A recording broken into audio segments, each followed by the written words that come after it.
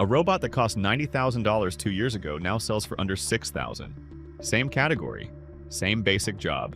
It walks, it lifts, it works a shift on a factory floor. In 18 months, the price fell by more than 90%, and it's still falling. That collapse wasn't an accident of the market. It was written down in advance as a national goal. Because in March of this year, the Chinese government published its next 5-year plan, 141 pages. And buried inside it is a list of the industries the state has decided it will own by 2030. Humanoid robots are on it. So is quantum computing. So is something you've probably never heard of yet, brain-computer interfaces. In this video, I'll walk you through exactly what's on that list, why the price collapses you're already seeing are only the beginning, and why almost nobody outside China is positioned to compete with what happens next. If you want to understand what's coming before it shows up in your industry, this channel breaks that down every week. Hit subscribe before we get into it. Let's start with the robots, because the robots are the clearest proof that this system works. 3 years ago, a walking, working humanoid robot cost somewhere between $50,000 and $250,000. That was the floor. Anything cheaper wasn't considered realistic for years. Then a company called Unitree, based in a mid-sized Chinese city most people couldn't find on a map, released a full humanoid robot for under $6,000. Engineers at other companies didn't believe the number when they first saw it. Some assumed it was a stripped-down demo unit. It wasn't. It walks, it balances, it does backflips on stage, and it ships. That price didn't happen because one company got lucky with a supply chain. It happened because robotics sits on the new list, and the entire machine that made solar panels and batteries in electric cars collapse in price is now pointed at robots. State banks lend to robotics companies on terms private lenders can't match. Local governments compete to host actuator factories. A dozen cities are racing to become the place where the cheapest robotic joint on Earth gets made, because the official who lands that factory gets promoted for it.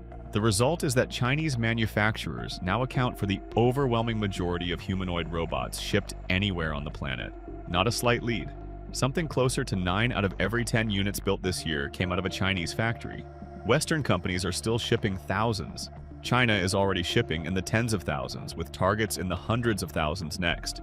And here's the part that should worry any competitor watching from outside. Analysts who track this industry expected the price of a humanoid robot to fall by 15 to 20% a year. Instead, it fell by roughly 40% in a single year, and it's on pace to keep falling toward the price of a decent used car by the end of the decade. Once a robot costs less than a year of a factory worker's salary, the economics of hiring versus buying flip completely in every country, not just China. That shift is coming for warehouses, hospitals, elder care, restaurants, construction sites, and the country that builds the machines cheapest gets to decide the terms everyone else adopts them on. That's just one line item on the list. Now look at what else made the cut. The new plan names artificial intelligence more times than any previous version, by a wide margin. It treats computing power as its own dedicated priority, with a goal of weaving AI into roughly 9 out of every 10 sectors of the economy by 2030.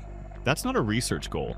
That's a rewiring of an entire national economy around one technology, backed by a fund worth close to 1 trillion yuan, specifically for AI, robotics, and the industries that sit next to them. Then come the ones most people have never thought about seriously: quantum computing, aimed at building machines that could eventually break the encryption the entire internet currently runs on. Fusion energy, the kind of power source physicists have chased for 70 years without a commercial breakthrough anywhere in the world. Hydrogen, 6th-generation wireless networks, the successor to the 5G standard China already leads in setting. And brain-computer interfaces, devices that read signals directly from the brain, which sounds like science fiction until you remember that a decade ago, so did affordable electric cars. Each of these gets its own chapter, its own funding line, its own set of provincial officials, competing to land the first factory or research campus. That's the pattern that turned solar panels and batteries and now robots into Chinese-dominated industries. And it's the exact same machine being pointed at 7 new frontiers at once. So why does this keep working when Western governments have tried versions of the same thing and mostly failed? The honest answer is continuity. When Beijing names an industry a priority, that designation survives for the full 5 years minimum, often much longer, regardless of who sits in which ministry. A factory owner planning a 10-year investment knows the state will still be pushing the same direction in year 9. Compare that to a Western industrial policy that gets funded by one administration and partially unwound by the next one. sometimes within the same presidential term. A business trying to plan a decade-long bet has to guess which parts of that support survive the next election. Chinese competitors don't have to guess. That difference in certainty is worth more to long-term investment than almost any subsidy amount. None of this means the system is flawless. It isn't. When an industry gets named, so much capital and so many companies pile in at once that a large share of them are doomed from the start. China has built roughly 150 separate humanoid robot companies in the space of a few years. Most of them will not survive the shakeout that's already starting. The same thing happened in solar a decade ago, when the country built roughly double the manufacturing capacity the entire world could use, and prices crashed so hard that the industry lost tens of billions of dollars in a single year. Overcapacity and waste are baked into this strategy, but the failures happen inside China, absorbed by Chinese banks and Chinese investors, while the price collapse that results gets exported to the rest of the world for free. Which is really the point. You don't have to be the company that wins the race to benefit from the race happening. When 150 robotics companies fight each other on price, the winner isn't just the one Chinese firm that survives. It's every hospital, warehouse, and small manufacturer anywhere in the world that can now afford a machine that used to cost more than a house. The opportunity for people outside China was never to outmanufacture this system. It's to build on top of what it makes cheap. Look at what happened after solar panels collapsed in price. The companies that got wiped out were the ones still trying to manufacture panels in Europe. The companies that thrived were the ones that stopped competing on hardware and started selling everything you do with cheap hardware. Financing, installation, the software that manages a home battery system, the electricians who wired it all together.